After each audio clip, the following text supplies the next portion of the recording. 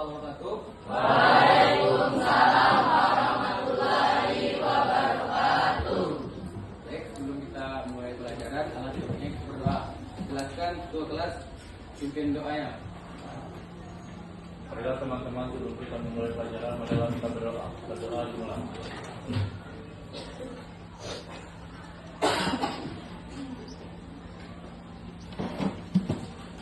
Berdoa selesai. Baik, siapa saja yang tidak hadir hari ini? Arif, Pak. Arif. Bapak. Apa keterangannya? Arif ini Pak. Satu, siapa lagi? Gafar Pak, belum bangun. Gafar, apa keterangannya? Belum bangun. Alfa ya? Satu lagi? Bapak. Alfa. Ya. Alfa apa? Nah, berarti 3 orang tidak datang ya?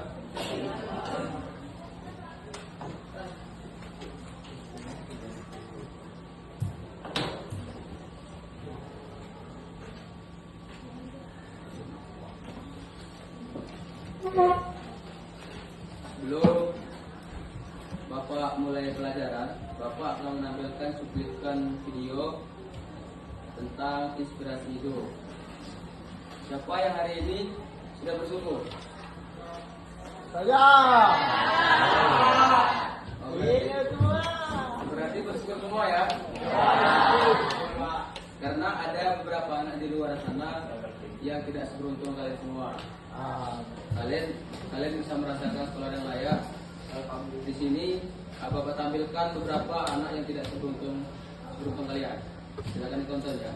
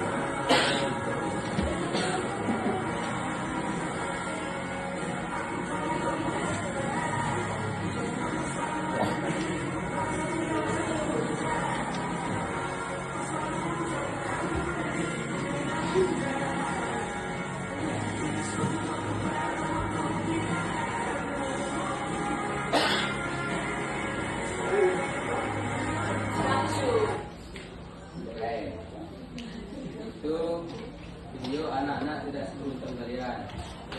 Jadi kalian bersyukur bisa sekolah dan merasakan pendidikan yang layak.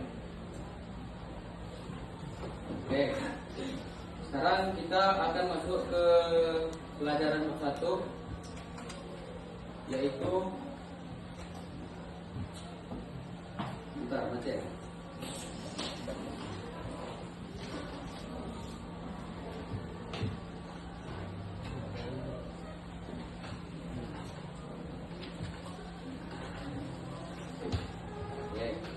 Yaitu judulnya meraih kesuksesan dengan kompetisi dalam kebaikan dan etos kerja.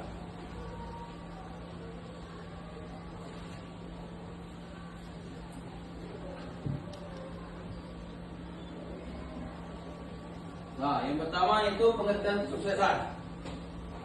Kesuksesan adalah suatu keadaan ketika seseorang berhasil mencapai tujuan, harapan atau cita-cita yang telah ditetapkan sebelumnya.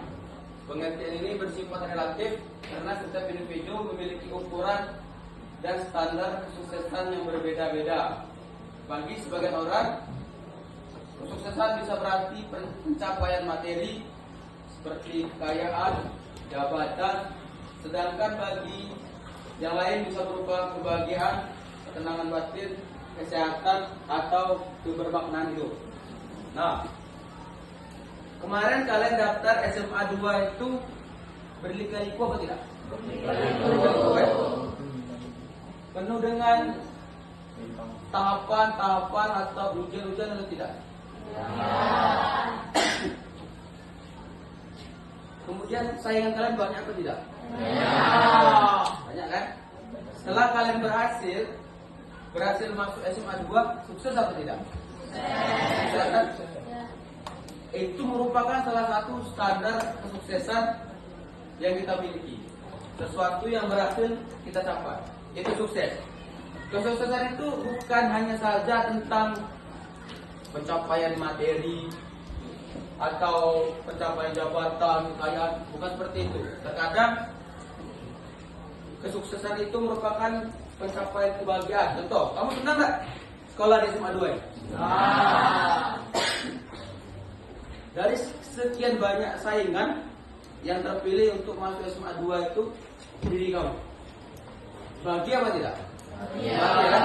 Itu juga merupakan salah satu kesuksesan yang kamu miliki. Itu merupakan pengertian kesuksesan. Kemudian kompetisi. Kompetisi adalah suatu proses persaingan antara individu maupun kelompok untuk mencapai tujuan tertentu. Biasanya berupa kemenangan, keunggulan atau penguasaan terhadap sumber daya yang terbatas. Kompetisi muncul ketika dua pihak atau lebih menginginkan hal yang sama, sehingga masing-masing berusaha menunjukkan kemampuan terbaiknya agar unggul dari yang lain. Nah, studi kasusnya gini. Kalian kemarin kan baru melaksanakan pemilihan ketua OSIS kan? Nah, ketua OSIS kan? Dua orang ini pasti memiliki program atau visi misi yang terbaik masing-masing kan? Pasti dua orang ini melakukan berbagai cara supaya salah satu itu terpilih menjadi ketua OSIS. Benar apa tidak? Misalnya paslon nomor 1 melakukan promosi apa? Ketika saya menjadi ketua OSIS, saya akan mengadakan event-event yang menarik setiap bulannya. Sedangkan yang kedua, paslon nomor 2, jika saya terpilih menjadi ketua OSIS, saya akan apa ya? Saya akan merangkul anak-anak yang memiliki kemampuan untuk ikut olimpiade atau lomba-lomba. Dari kedua paslon ini pasti kalian memilih mana yang terbaik. Tapi terkadang ada juga orang dalam berkompetisi ini melakukan hal yang curang atau hal-hal cara-cara yang kotor. Misalnya Marvin ini misalnya usaha apa gitu, misalnya usaha rumah makan. Si Kemes ini juga memiliki usaha rumah makan. Jadi orang dua ini saingan tuh. Saingan bagaimana caranya supaya rumah makan ini laris. Si Marvin ini dia memiliki metode yang unik, sehingga omsetnya itu setiap bulan itu ratusan juta. Sedangkan si Kemes ini omsetnya ini sebulan itu cuma jutaan, nggak sampai ratusan. Kemes ini menggunakan cara yang kotor supaya usaha si Marvin ini bangkrut. Salah satunya si Kemes ini menggunakan hal-hal yang di luar akal manusia. Contoh, rumah makan Marvin ini diserang gimana? Misalnya rumah makannya ditaburi bunga-bunga kembang, kemudian disiram tanah-tanah kuburan, sehingga memunculkan aura-aura mistis di rumah makannya si Marvin. Jadi orang berpandangan rumah makan Marvin ini tidak layak lagi untuk dijadikan tempat konsumsi, sehingga Marvin ini menjadi bangkrut. Itu cara yang kotor. Kalau cara yang bersih, Kemes ini menilai apa sih kebiasaan Marvin sehari-hari sehingga rumah makan ini memiliki omset yang ratusan juta.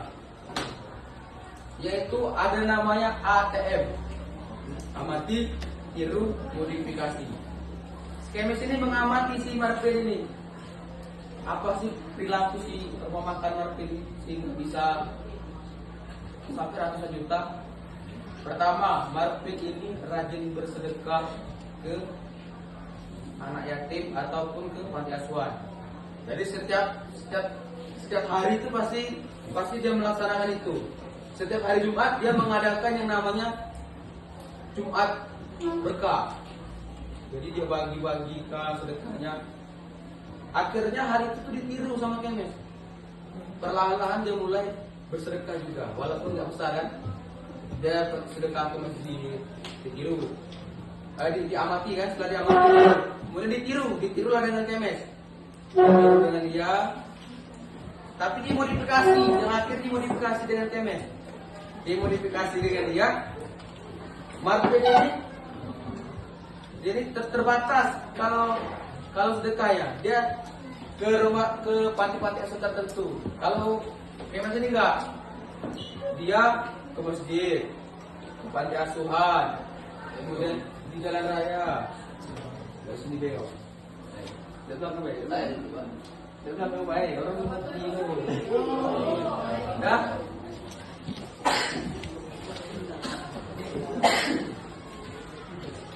Dah, udah tiru. Itu merupakan kompetisi.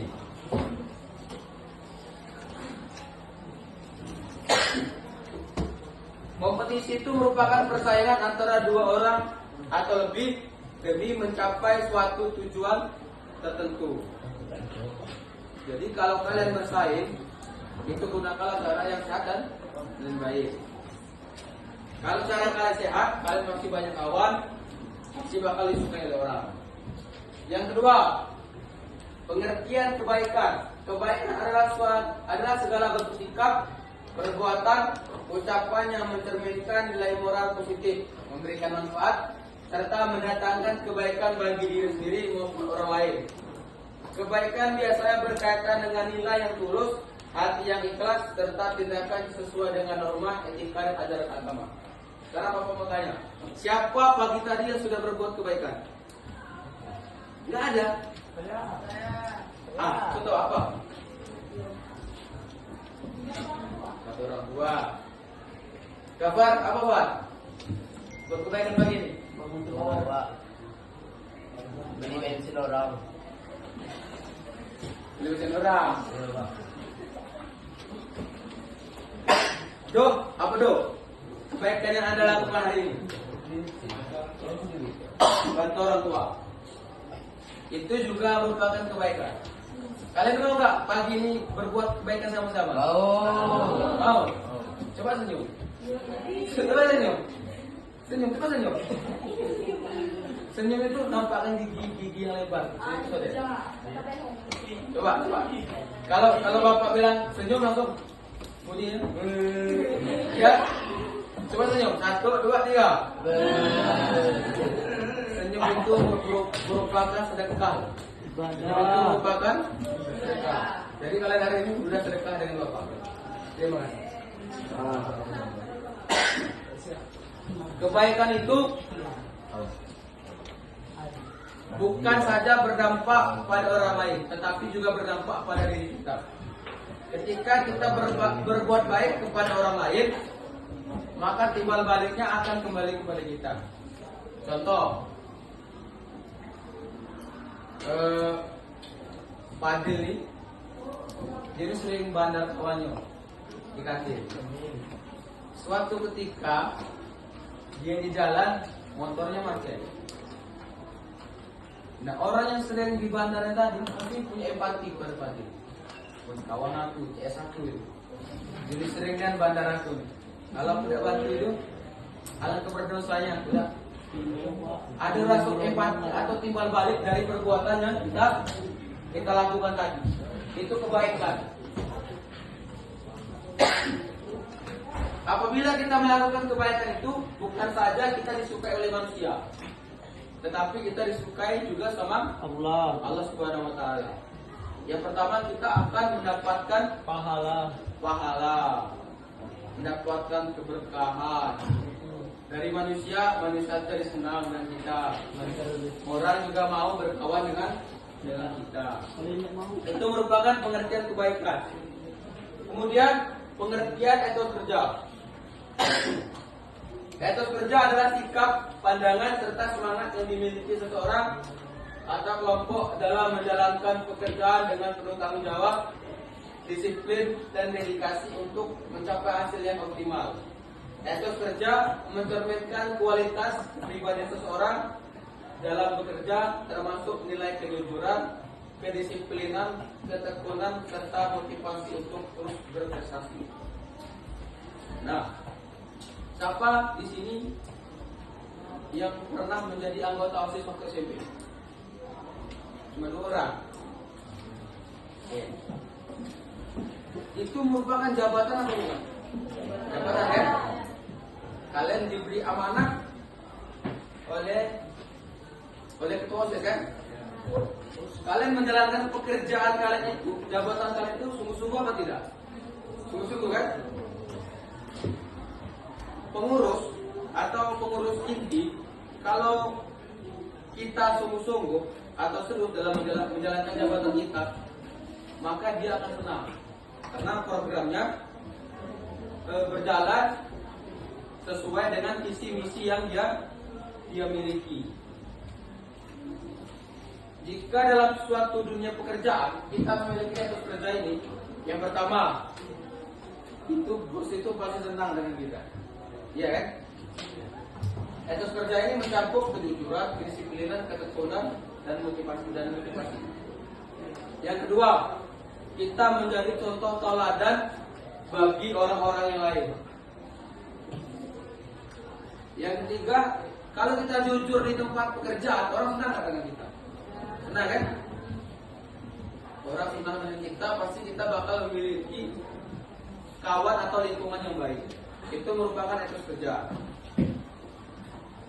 Untuk meraih kesuksesan, yang pertama, mengawali setiap aktivitas dengan basmalah. Siapa yang pagi tadi keluar rumah membaca Bismillah? Siapa? 1, 2, 3, 4, 5, 6, 7, 8, 9, 10. Ya. Jika kita mengawali aktivitas kita dengan Bismillah, maka hari kita itu akan berkah. Kita akan dilindungi oleh malaikat. Apalagi kita membaca Bismillahirrahmanirrahim. Itu ada hadisnya. Jika kita keluar rumah membaca itu, apabila kita meninggal dalam keadaan sayur. Kamu ini pergi ke sekolah ini dalam rangka apa? Menuntut ilmu atau apa? Menuntut ilmu kan? Orang yang meninggal dalam menuntut ilmu itu, maka dia akan meninggal dalam keadaan sah. Mau nggak meninggal dalam keadaan sah? Tapi belum mau. Mau nggak? Nanti. Mau nian atau mau banget? Mau banget tapi nanti. Semoga kedepannya kayak gitu ya. Amin. Oke. Berikutnya, melakukan dengan penuh semangat. Semangat tak kamu belajar? Makanya. Yang tentang video semangat, ini semangat. Kalau kau mengawal dengan semangat cuman membantu. Cuman Pin. Cuman kamu semangat berangkat sekolah nih.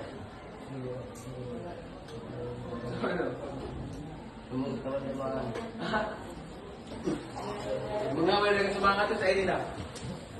Bangun tidur, sholat subuh, bangun tidur, mandi, sholat subuh, olahraga, pegangan bentar, siap-siap berangkat sekolah, sarapan berangkat. Awali dengan bismillah. Duduk di kelas dan dengarkan penjelasan dulu. Nah, aku semangat belajar. Nah, itu baru semangat namanya. Yang kedua, menjaga konsisten. Tahu konsisten? Konsisten itu aktivis, istiqomah, teguh dalam pendirian. Berikutnya, mempelajari ilmu yang terkait dengan peningkatan kualitas diri. Nah, sekarang itu kan banyak tuh podcast ya. Podcast tentang inspirasi hidup orang lain, itu bisa kamu tonton tuh.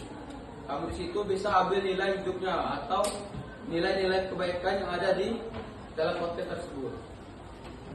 Siapa tuh sih sekarang podcastnya yang terkenal tuh? Nah tuh. Podcast Satu. Satu lagi. Kami ya. Hah? Itu kan podcast tentang kehidupan. Kalau tentang agama apa podcastnya? Al-Jabar. Kami Jafar, Marek Rasaki, Ustaz Indi Buni. Ada Ustaz Indi Buni loh. Oh iya, ini pun. Ada kan Ustaz Indi Buni kan? Berarti kalau kamu nggak tahu Ustaz Indi Buni, berarti kamu kurang tahu berarti.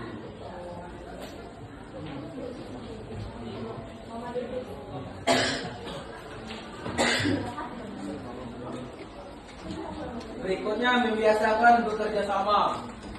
Manusia ini merupakan makhluk sosial, membutuhkan bantuan orang lain. Laki-laki butuh perempuan apa tidak? Tuh. Perempuan butuh laki-laki apa tidak? Tuh. Butuh kan? Sepertinya. Kalau tidak saling membutuhkan, maka kita tidak bisa bertahan hidup atau melanjutkan kehidupan. Jadi kita harus sama-sama bekerja sama. Dari hal yang terkecil saja. Di kelas kamu dari hal yang terkecil.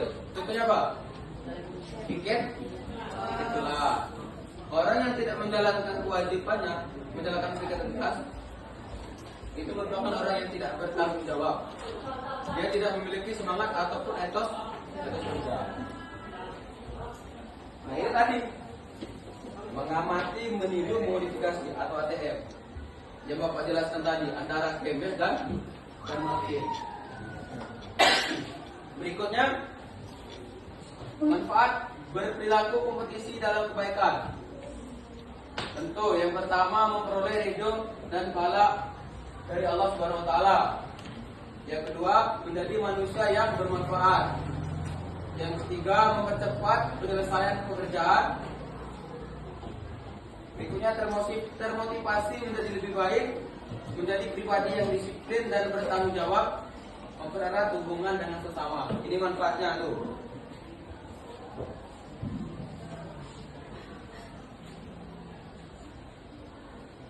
Berikutnya, menerapkan perilaku etos kerja untuk meraih kesuksesan. Yang pertama, disiplin waktu. Contoh, datang sekolah jam berapa? Bukan jam kapan. Jam berapa dia datang, weh? Jam 8 baru datang. Nampaknya malam tadi begadang, kan? Jam berapa kamu tidur malam tadi? Jam berapa? Jam 9. Serius. Disiplin waktu. Waktu itu adalah uang. Ya, waktu itu adalah uang.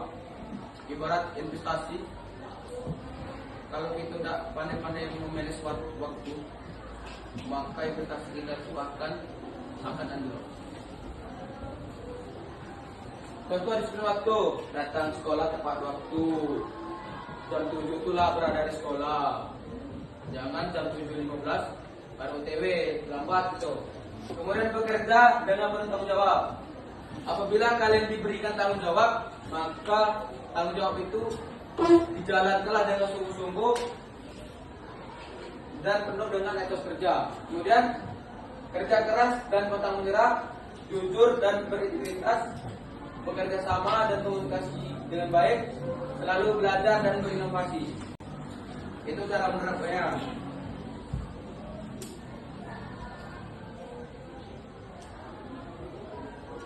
Ya, berikutnya cara meningkatkan etos kerja. Yang pertama, menaati nilai dan tujuan.